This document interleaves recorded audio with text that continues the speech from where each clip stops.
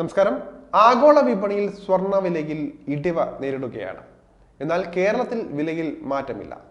ആഗോള വിപണിയിൽ ഇതേ ട്രെൻഡ് തുടർന്നാൽ കേരളത്തിൽ വരും ദിവസങ്ങളിൽ വില കുറയാൻ സാധ്യതയുണ്ട്.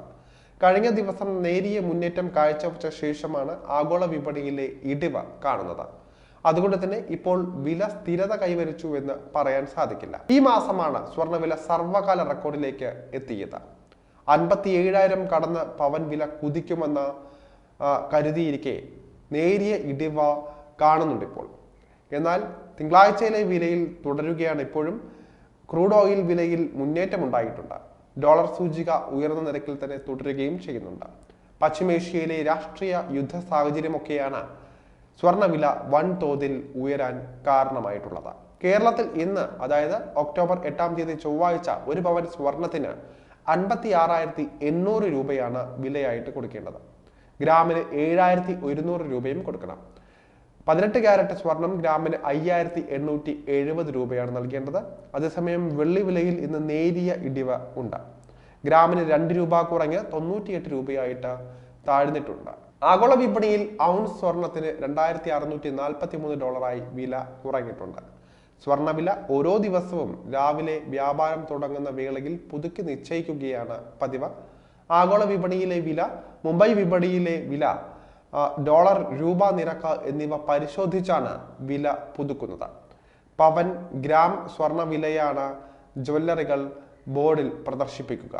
എന്നാൽ ആഭരണം വാങ്ങുമ്പോൾ ഈ വിലയ്ക്ക് കിട്ടില്ല. സ്വർണ്ണവില, ആഭരണത്തിന്റെ പണിക്കൂലി, നികുതി, ഹോൾമാർക്കിംഗ് ചാർജ്, മറ്റ് സേവനങ്ങൾ എന്നിവ ചേർത്തുള്ള സംഖ്യയാണ് സ്വർണ്ണാഭരണം വാങ്ങുന്നവർ നൽകേണ്ടത്. ഡിസൈൻ കൂടുതലുള്ള ആഭരണമാണ് വാങ്ങുന്നത് എങ്കിൽ സ്വാഭാവികമായും പണിക്കൂലി ഉയരും, പോക്കറ്റും കീറും.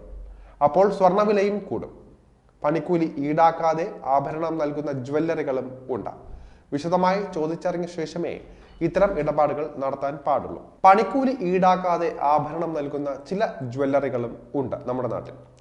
വിശദമായി ചോദിച്ചറിഞ്ഞ ശേഷം മാത്രമേ ഇത്തരം ഇടപാടുകൾ അതുകൊണ്ട് നടത്താൻ പാടുള്ളൂ. മാസത്തിൽ നിശ്ചിത തുക സ്വീകരിച്ച് വർഷത്തിലോ മറ്റോ ആഭരണം നൽകുന്ന സ്കീമുകളും ഒട്ടേറെ ജ്വല്ലറികൾ ഇന്ന് നടത്തുന്നുണ്ട്. കൂടാതെ ഡിജിറ്റലായി സ്വർണം വാങ്ങാനുള്ള അവസരവും ഇന്ന് ഉള്ളതാണ്. അഡ്വാൻസ് ബുക്കിംഗ് സംവിധാനവും കുറഞ്ഞ വിലയ്ക്ക് സ്വർണം ലഭിക്കാനുള്ള രീതിയാണ്. ആഭരണം വാങ്ങുന്നവർ ഇത്തരം രീതികളെക്കുറിച്ച് ചോദിച്ചറിഞ്ഞ ശേഷം മാത്രം ഇടപാടുകൾ നടത്തണം. മാത്രമല്ല, ഭാവിയിൽ എന്തായാലും സ്വർണ്ണവില കൂടും എന്ന് തന്നെയാണ് ഈ രംഗത്തെ വിദഗ്ധർ പറയുന്നത്. ഒരുപക്ഷെ അടുത്ത വർഷം, അതായത് 2025 മാർച്ചിന് ശേഷമൊക്കെ കല്യാണം വരാനിരിക്കുകയാണെങ്കിൽ, കല്യാണ ചടങ്ങുകൾ ഒരുപാട് വരാൻ സാധ്യതയുണ്ട്. ഇപ്പോഴേ സ്വർണം എടുത്തു വയ്ക്കുന്നത് നല്ലതാണെന്നാണ് ഇവർ പറയുന്നത്.